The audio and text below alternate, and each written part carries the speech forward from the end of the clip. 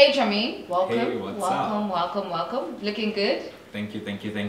How are you feeling? You look nervous. Come, like. I'm not nervous. I know I look nervous, but I'm not nervous. I'm not at all. Okay, cool. So, I want you to tell us about yourself. About myself, I guess simply put, I'm a simple guy. I'm lazy, so I like to take the shortest way to get something done. I guess just being as simple as possible. Yeah, that's me in a nutshell, guys. Okay, interesting. So, how did you get to know about Forex Chasers, or rather Lisiba Mutubi? So with regards to Lisiba, I'm not even sure where I found out about Lisiba, but I know I knew him and I was following him. And then I guess with Forex Chasers, how it started was that I first, like everyone's journey, I mean, you want to do it on your own. So I started off by purchasing signals from Lisiba. I don't even know if he remembers my phone call, but me, I remember that phone call. But nonetheless, I purchased signals from Lisiba.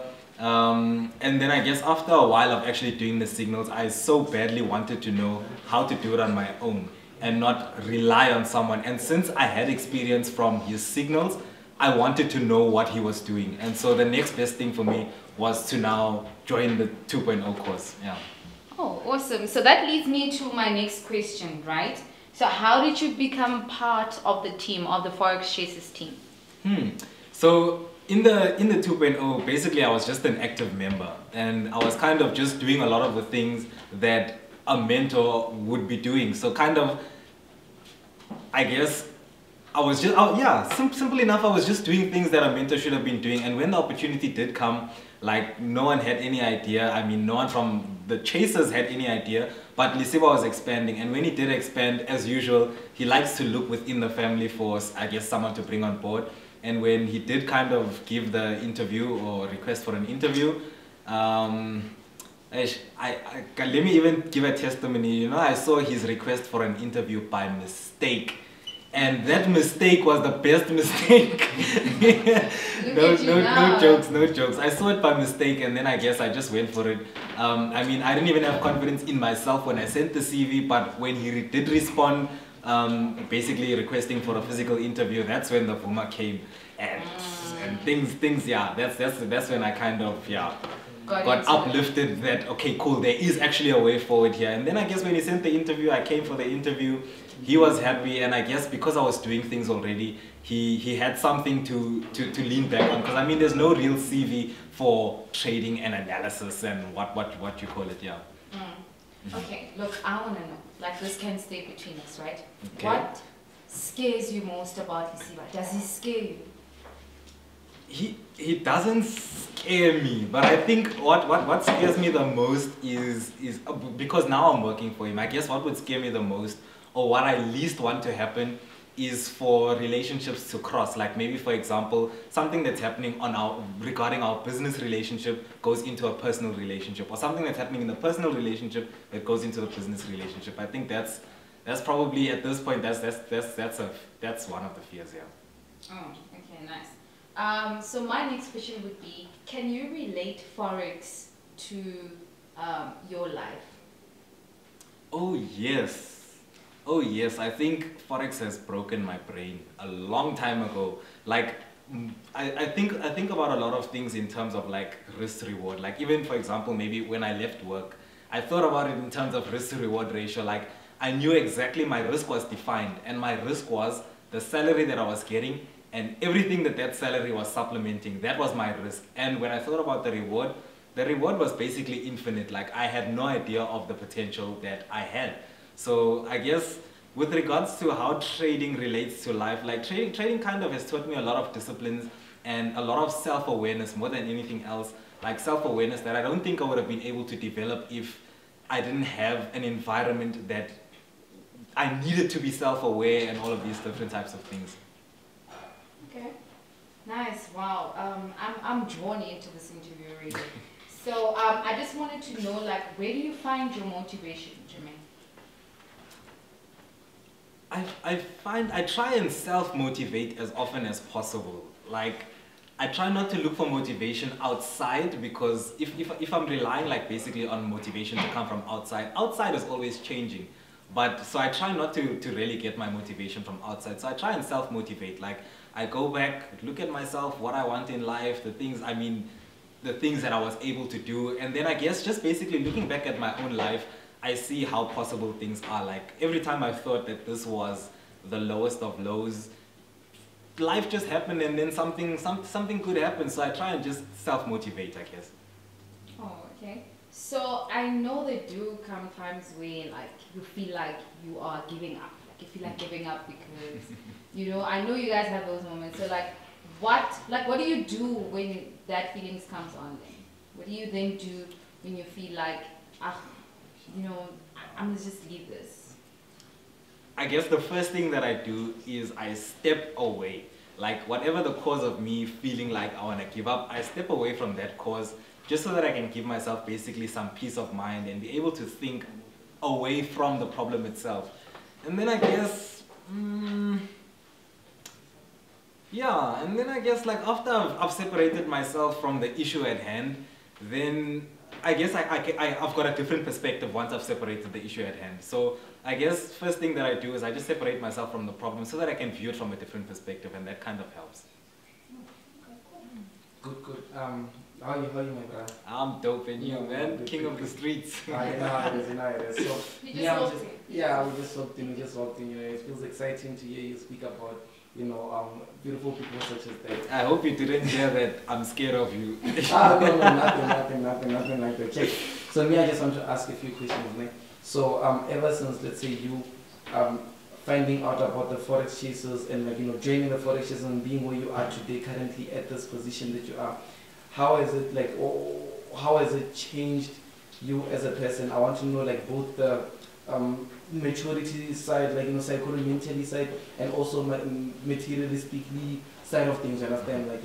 So you can show that mentally it allowed me to do this, and then maybe in terms of things it allowed me to get this and this and that and that. You understand? So how has it ever since that first time you put your foot in? Or whatever, yeah. So I guess let me start off with materialistic stuff. So I think for me the biggest flex, I mean it's not much, but the biggest flex for me has been being able to, because I used to stay with my mom. Me and my mom used to sleep on the same bed. So the biggest flex for me was being able to move out into my own place, and then also at the same time being able to take care of my mom and make sure she has a place of her own. I think out of everything, that's been the biggest change, the biggest flex for me.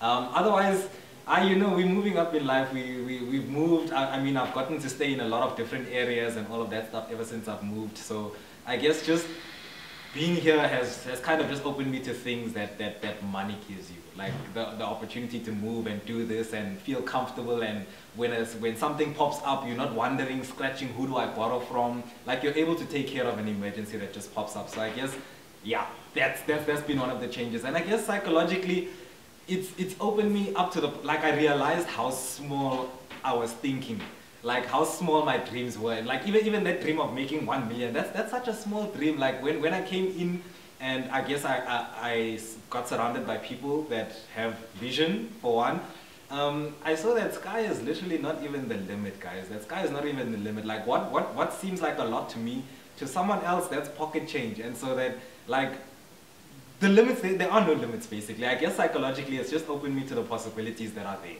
Nice. Yeah. That's powerful, man.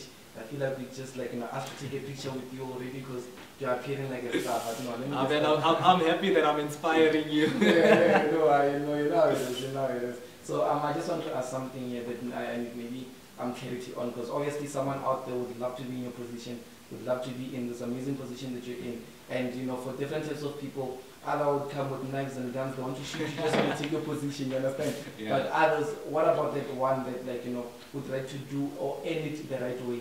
What are you saying to that person that maybe is now in the team and they are going through and they want to one day become a mentor at the Forex Chasers team? Or let's say, okay, so what are you saying to that one person that automatically they are yes in the team, they want to become mentors, or that person that would love to one day become a mentor, but they still have to go through the phase of learning, understanding, and then trading, and then you can then become a mentor stuff.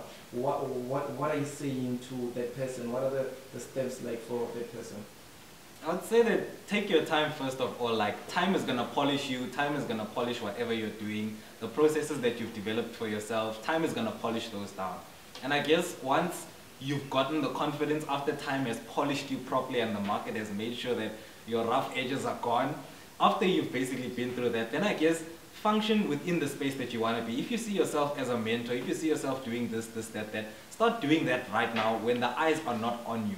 And I guess when eyes do come on you, you're already functioning within that space. You already have the experience of doing things, of helping people, of looking into this, of whether you want to be a trader for the chasers or whether you want to be a mentor for the chasers, function within that element now before anyone's looking at you. And I can guarantee you that when the opportunity does present itself, you'll be probably one of the first people on our lips here in the offices, because you've been putting in the work, you've been showing up before we call you to show up. So I guess that's a piece of advice. Amazing, amazing, man. I've got one last question here on my side. One last one, and I just want to, I want to know, I want to understand, like, obviously we all have goals, we all have dreams and stuff, and I love the fact that, your goals and dreams are, like, also to become still a valuable member of the brand. So in the next 5 years, where do you see yourself inside of the company? Like, I want to see the vision of you believing in the company in the next 5 years. Where do you see yourself? Like, how far do you see the company going, doing this, and how far do you see yourself playing parts that are actually gonna play a part in those goals? In the next 5 years, I see a couple of branches. I see a couple of branches here and there, be it local, be it international, but I definitely see us expanding. And I guess in terms of myself, I see myself probably away from you, away from you. You must stay here in Johannesburg, send me somewhere, send me to Dubai. That's basically where I see myself. I kind of see myself functioning within the space that you are functioning right now. I guess if I look forward, I'm kind of, right now as it is, I'm walking within your footsteps, and I feel like wherever you've been, I should go through that place. So if you're a CEO, man, I'll leave it there. You want to take over the company, Missy, right? Be careful. Be careful. Sleep with one eye open, man. Sleep with one eye open. Well, those are some really nice questions from Nisiba himself. And Tremaine, I want to buy you a gift now. So I wanted to know, like, what's the best gift to give a trader? The best gift to give a trader is a funded account. With how much? At least not more not less than 3,000 US. Am I pushing it? Am I pushing it? But yeah, give me a funded account, man, because I feel like any other gift would come and go, but a funded account, I mean, that gift is kind of investing in my future as well. Yeah. Okay, thank you so much for your time, Tremaine. I hope this interview touches a lot of people and it motivates them in a positive way. And yeah, we'll see you on the socials of Forex Chasers, right? Definitely. Thanks so much, guys, for having me. And I mean, once you get that funded account, you are gonna get, like, we're gonna give you free access to the Forex Chasers live sessions daily, hosted by Mamba, always clean the market. So 3,000 is gonna be. We're not giving you 3,000, we're giving you more than 3,000. So if it's 100, we give you 100. I've got access to the 3,000 plus someone that's going to double that 3,000. Yeah. I'm definitely joining those 4:30 live sessions. Thanks, guys. Oh,